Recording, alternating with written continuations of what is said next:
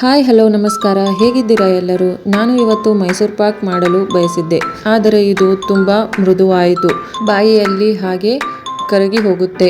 Perfect ಆಗಿ ಬರದೇ ಇದ್ದರೂ ಇದರ ರುಚಿ ತುಂಬ ಚೆನ್ನಾಗಿದೆ. ನಿಮ್ಮೊಂದಿಗೂ ಹೀಗೆ ಆಗಿದೆಯಾ? ಕಮೆಂಟ್ನಲ್ಲಿ ತಿಳಿಸಿ. ಇದು ನನ್ನ ಮೊದಲ ಪ್ರಯತ್ನದ ಮೈಸೂರು ಪಾಕ್. ನೀವು ಕೂಡ ಮೊದಲ ಬಾರಿ ಪ್ರಯತ್ನಿಸುತ್ತಿದ್ದರೆ ಈ ವಿಧಾನವನ್ನು ನೋಡಿ ನಿಮ್ಮ ಅನಿಸಿಕೆಯನ್ನು ಕಮೆಂಟ್ನಲ್ಲಿ ತಿಳಿಸಿ. ಮೊದಲಿಗೆ ನಾನು ಇಲ್ಲಿ ಒಂದು ಪಾತ್ರೆಯಲ್ಲಿ 2 ಬೌಲ್ ಆಗುವಷ್ಟು ಕಡಲೆ ಹಿಟ್ಟನ್ನು ತೆಗೆದುಕೊಂಡಿದ್ದೇನೆ. ಅದನ್ನು ಚೆನ್ನಾಗಿ ಘಮ ಬರುವ ಹಾಗೆ ಹುರ್ಕೊಳ್ಬೇಕು.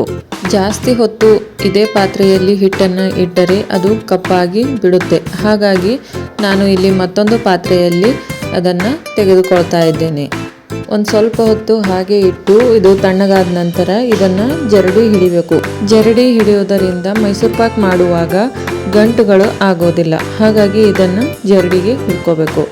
ಈಗ ಇದು ಹಿಟ್ಟು ತಣ್ಣಗಾಗಿದೆ, ಹಾಗಾಗಿ ನಾನು ಇಲ್ಲಿ ಮತ್ತೊಂದು ಪಾತ್ರೆಯಲ್ಲಿ ಈ ಹಿಟ್ಟನ್ನು ಜರಡಿ ಹಿಡ್ಕೊಳ್ತಾ ಇದ್ದೀನಿ.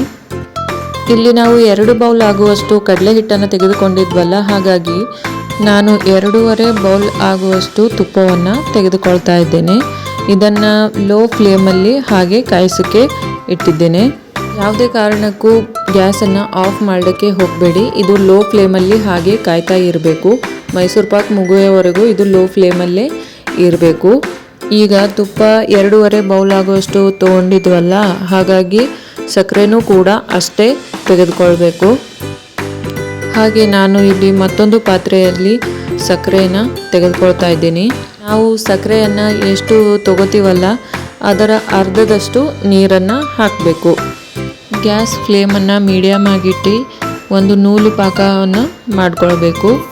ಪಾಕ ರೆಡಿ ಆಗುವಷ್ಟರಲ್ಲಿ ನಾವು ತೆಗೆದಿಟ್ಟ ಕಡಲೆ ಹಿಟ್ಟಿನಲ್ಲಿ ತುಪ್ಪವನ್ನು ಮಿಕ್ಸ್ ಮಾಡಿಕೊಳ್ಳೋಣ. ಹೀಗೆ ಮಾಡುವುದರಿಂದ ಗಂಟುಗಳಾಗೋದಿಲ್ಲ.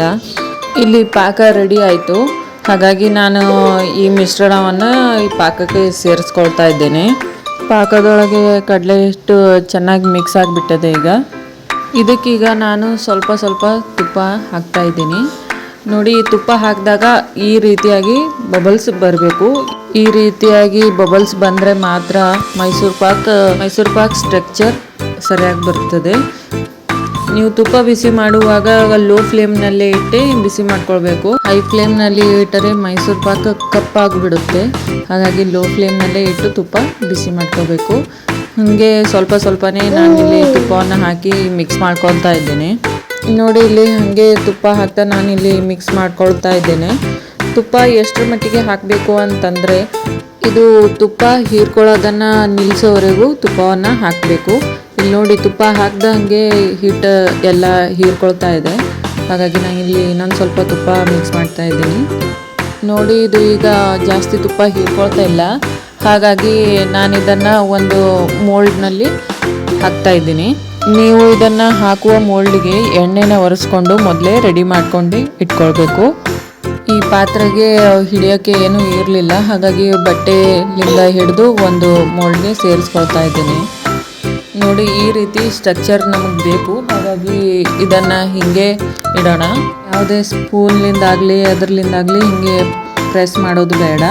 ನಾನಿಲ್ಲಿ ಒಂದು 5 ನಿಮಿಷ ಬಿಟ್ಟು ಕಟ್ಸ್ಗಳನ್ನು ಹಾಕ್ತಾ ಇದ್ದೀನಿ. ಜಾಸ್ತಿ ಡೀಪಾಗಿ ಕಟ್ಸ್ಗಳನ್ನು ಹಾಕಬಾರ್ದು. ಹಾಗಾಗಿ ನಾನಿಲ್ಲಿ ಮೇಲಿಂದನೇ ಹಾಕ್ತಾ ಇದ್ದೀನಿ. ಪೂರ್ತಿ ತಣ್ಣಗಾದ ನಂತರ ಅನ್ಮೋಲ್ಡ್ ಮಾಡಿದ್ದೆ. ನೋಡಿ, ಈ ರೀತಿಯಾಗಿ ಮೈಸೂರು ಪಾಕ್ ಬಂದಿದೆ. ಶೇಪು ಮತ್ತು ಸ್ಟ್ರಕ್ಚರು ಆ ಕಡೆ ಈ ಕಡೆ ಆದರೂ ಕೂಡ ರುಚಿ ಮಾತ್ರ ಸೂಪರ್ ಆಗಿದೆ. ನೀವು ಒಂದ್ಸಲ ಮನೆಯಲ್ಲಿ ಟ್ರೈ ಮಾಡಿ ನೋಡಿ ಹೇಗೆ ಬರುತ್ತೆ ಅಂತ. ನಿಮಗೇನಾದರೂ ನಾನು ಮಾಡ್ತಿರೋ ವಿಡಿಯೋಸ್ಗಳು ಇಷ್ಟ ಆದಲ್ಲಿ ಲೈಕ್, ಶೇರ್, ಕಮೆಂಟ್ ಮಾಡಿ ಹಾಗೂ ಸಬ್ಸ್ಕ್ರೈಬ್ ಮಾಡಿ. ಬಾಯ್.